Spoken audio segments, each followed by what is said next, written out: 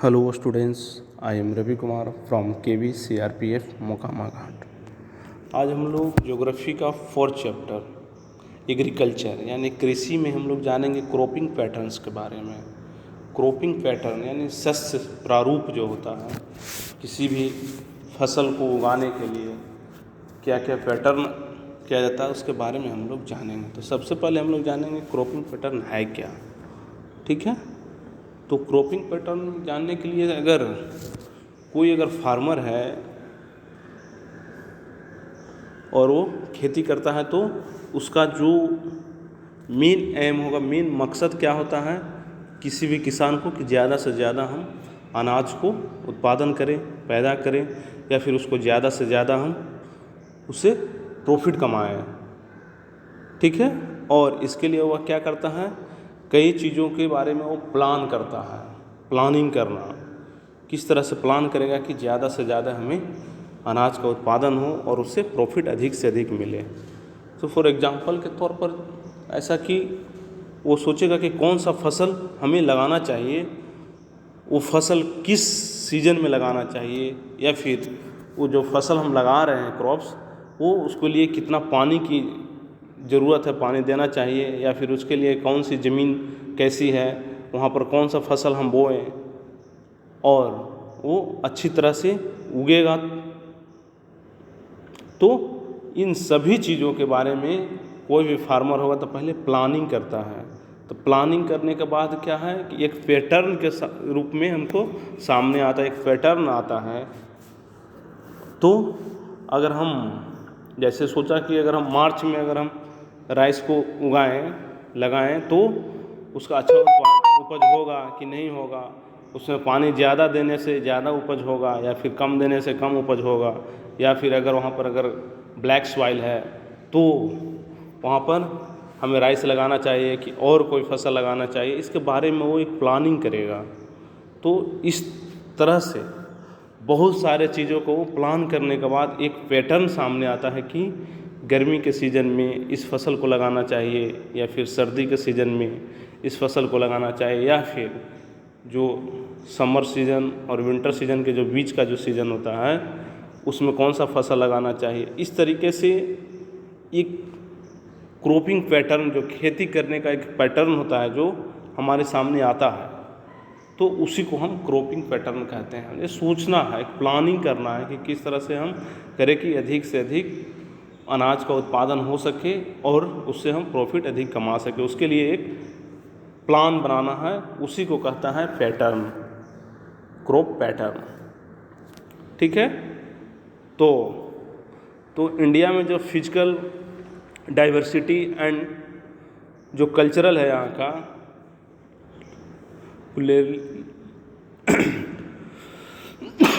Plurality cultural है of cultural, इसके बारे में हम लोग पहले जानते थे कि यहाँ पर क्या है कि इंडिया में हर एक जगह की फिजिकल डाइवर्सिटीज़ का मतलब क्या हुआ कि इंडिया में देखिएगा कहीं यहाँ पर माउंटेन के भी है, फिर यहाँ प्लेन जो समतल मैदान है वो भी है, और पठार भी यहाँ पर मिलते हैं। तो यहाँ डिफरेंट टाइप के डाइवर्सिटी है, फिजिकल डाइवर्सिटी के रूप में सब है, पर्वत, पहाड़, प्लेन। और इंडिया में कल्चरल के रूप में जान ही रहे हैं कि यहाँ की संस्कृति डिफरेंट टाइप के है, सिमिलर नहीं है। और यहाँ पर बहुत सारे कल्चर को हम देखने को मिलते हैं, ठीक है। हर एक रीजन का अपना अपना कल्चर है। उसी तरह से इसी का कंपेयर किया है कि इसी तरह से जिस तरह से फिजिकल डाइवर्सिटी और जो कल्चर हम देश में है, उसी तरह से एग्रीकल्चर का भी जो कृषि है, जो इंडिया में कई तरीके से खेती जो प्रैक्टिस होता है, एग्रीकल्चर जो कृषि का जो प्रैक्टिस की जाती है यहाँ कई तरह से, यानी कि हर रीजन में डिफरेंट है जो एग्रीकल्चर प्रैक्टिस है, जो हर एक रीजन में अलग अलग है। और इसके साथ ही जो क्रॉपिंग पैटर्न है वो भी इंडिया में बहुत सारे देखने को मिल जाते हैं। तो इंडिया में various type of food and fibre crops है, वेरियस टाइप के हैं, बहुत सारे प्रकार के हैं, जिसमें खाद्यान्न और रेशे वाली फसलें, जिसमें इम्पोर्ट्स फ्रूट हो गए, जो रेशा वाले जो फ्रूट हो गए, फिर उसके बाद वेजिटेबल या फिर फ्रूट या स्पाइस और भी कई तरह के यहाँ पर चीज़ों को इंडिया में उगाया जाता है। और इंडिया में मेन रूप से 3 क्रॉपिंग सीजन है, यानी 3 शस्य ऋतुएं जो होते हैं क्रॉपिंग सीजन वो है। कौन कौन है? रबी, खरीफ और जायद। तो इसको ध्यान रखना है, क्रॉपिंग सीजन कौन कौन से हैं? तो रबी, खरीफ और जायद। ठीक है। अब इसमें हम लोग जानेंगे रबी क्रॉप्स के बारे में। तो रबी क्रॉप्स को विंटर जो सीजन होता है, सर्दी का सीजन, शीत ऋतु, उस समय इसको उगाया जाता है, बोया जाता है अक्टूबर टू दिसंबर के बीच में। ठीक है। जब ठंडा का समय रहता है तब रबी फसल को बोया जाता है। और हार्वेस्ट जब काटा कब जाता है इसका? तो समर सीजन में, कब? अप्रैल से जून के बीच में। ठीक है। रबी क्रॉप्स के बारे में जाने। और भी कुछ इम्पोर्टेंस रबी क्रॉप्स कौन कौन से हैं उसके बारे में हम लोग जानेंगे। सबसे पहले तो वीट, जो गेहूं हुआ, फिर जौ हुआ अर्ली, फिर पी जो मटर हुआ, फिर ग्रेन चना एंड मस्टर्ड यानी सरसों। ये सभी क्या है? एक इम्पोर्टेंस रबी क्रॉप्स हैं, रबी फसल ऐसे हैं। और जो ये क्रॉप्स हैं इसको ग्रो किया जाता है इंडिया के लार्ज पार्ट में, माने इंडिया के बहुत बड़े भाग में, विस्तृत भाग में इसको बोया जाता है रबी क्रॉप्स को। ठीक है। जिसमें north and northern western part जो स्टेट है, उत्तर और उत्तरी पश्चिमी जो स्टेट, उसमें बोया जाता है।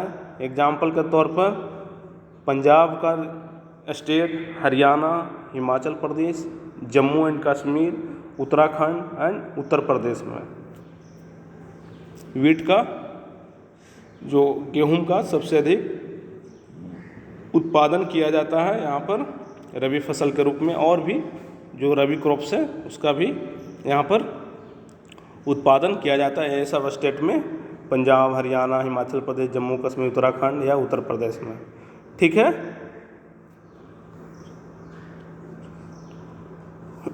और ये जो रबी क्रॉप्स है वो विंटर सीजन, जो विंटर का जो मंथ होता है, जिसमें जो साइक्लोन आता है, एक साइक्लोन है वेस्टर्न टेम्परेट साइक्लोन, जो पश्चिमी विक्षोभ आता है, उससे जो होने वाली जो वर्षा है जिससे कि ये सभी फसल जो रबी क्रॉप्स हैं उसके लिए अधिक उत्पादन करने में हेल्प करता है। ठीक है। सक्सेस ऑफ द क्रॉप्स, जो साइक्लोन जो आता है जो शीत ऋतु में, विंटर सीजन में, उस समय ये इसका क्रॉप्स को उगने में और हेल्प करता है। ठीक है। और पंजाब, हरियाणा या वेस्टर्न उत्तर प्रदेश या फिर पार्ट ऑफ राजस्थान, ये सभी में ग्रीन रिवोल्यूशन के बारे में पहले हम लोग जाने थे, जो 1966-67 में जो लाया था कौन?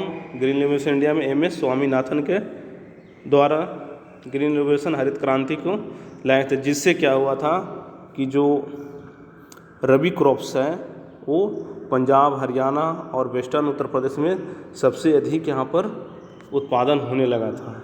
ठीक है। सबसे अधिक ग्रो हुआ रबी क्रॉप का। किससे? तो ग्रीन रिवोल्यूशन यानी हरित क्रांति के आने से। ठीक है। अब आगे हम लोग जानेंगे सेकंड क्रॉपिंग सीजन के बारे में, खरीफ क्रॉप्स।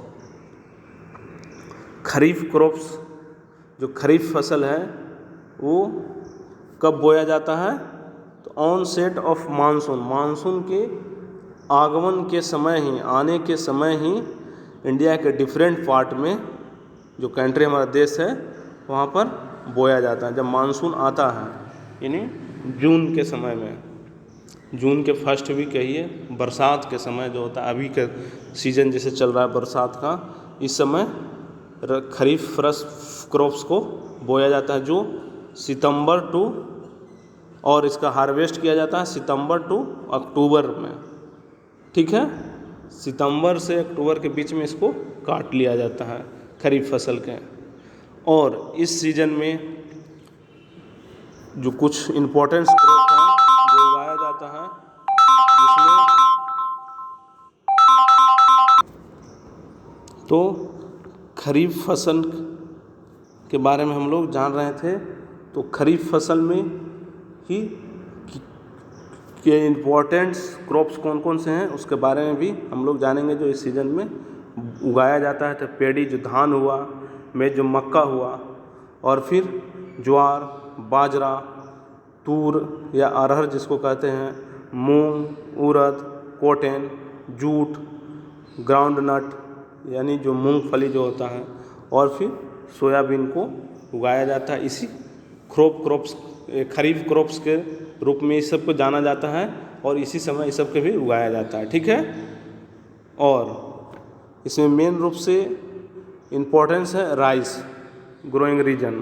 कौन कौन से हैं जो चावल के जो उत्पादन करता है, वो मुख्य रूप से कहाँ, असम में, वेस्ट बंगाल में, and coastal region of Orissa. Orissa के जो तटवर्तीय क्षेत्र हैं वहाँ पर भी चावल का मुख्य रूप से खेती की जाती है।